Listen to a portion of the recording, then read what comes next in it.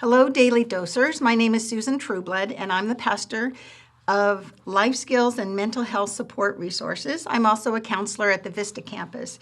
We're continuing in our series on confronting with compassion, and my portion is on setting healthy boundaries. It's rooted in the scriptures, the book of Matthew, chapter 18, verse 15 through 17. And it says, "If your brother or sister sins, go and point out their fault, just between the two of you. If they listen to you, you have won them over. But if they do not listen, take one or two others along, so that every matter may be established by the testimony of 2 or 3 witnesses. If they still refuse to listen, tell it to the church. And if they refuse to listen even to the church, treat them as you would a pagan or a corrupt tax collector." So the application of that is there are times when reconciliation is not possible, and Jesus acknowledges the need for boundaries. The message today is for someone who's involved in high-handed sin, and you, along with others, are trying to bring them back into community. So we need to back up just a bit to talk about the structure of our relationships. Following what the scriptures have said, we have a process of connecting that first starts with rules, then goes to boundaries, and then an ultimatum of distancing.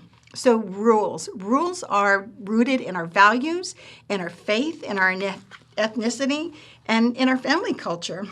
It is the rules of engagement that we have between the two of us, a relational code of ethics. And it's easy to see when we're following them and when we're not. So for this example, a rule is going to sound like, we have a rule that when we drink, we do not get drunk. If we violate this rule, we will bring it up between the two of us. Hopefully, when we apologize quickly, we keep a mistake a mistake. But when someone consistently violates our rules, we might need to move into boundaries. And boundaries keep us in relationship. It is a sincere attempt to reconcile and to reconnect. The scripture states that we need to bring 1 or 2 other people involved. These would be people who are friends of your marriage, who love you and your loved one. So a boundary clearly states the sinful behavior, your feelings and your reactions to the sinful behavior, and your consequence. So notice I said your consequence, the speaker. You cannot control the other person. You can only control yourself. So your boundary might sound like this. I know that we've talked about this before, and now here we are again. When you drink, and get drunk, I feel very overwhelmed, and I'm scared of you. And when I feel scared, I want to distance myself from you, and this feels hopeless to me. I don't like that feeling.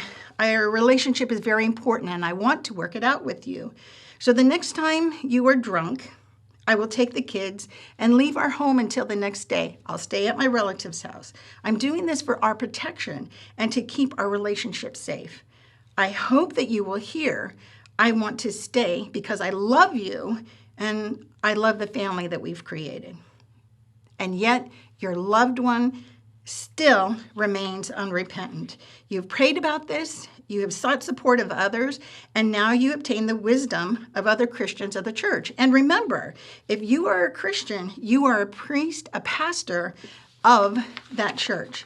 An ultimatum comes next, and an ultimatum is the announcement that an action is going to happen. Perhaps it'll be a structured separation, either emotionally or physically. But this is the beginning of the healing, not necessarily the end of the relationship. An ultimatum for this example can sound like, since you're no longer honoring our family values and rules, the boundaries that we keep in mind, we're now at the finish line. You've rejected my concerns, the concerns of others, our friends and family, and the concerns of wise counsel. Your decision to continue to get drunk and lash out have been something that I can no longer live with. The next time this happens, I'll be leaving with the help of my friends and family and staying at my relative's house. Until you recognize the damage your behavior has created, we can no longer be in relationship. It is so important to remember we say these things with truth and with love. The goal remains restoration. So today, Ask God for the wisdom to set healthy boundaries where you need them while keeping your heart open to reconciliation. And if you are the unrepentant person, seek repair and reconciliation today. Your loved ones are waiting for you.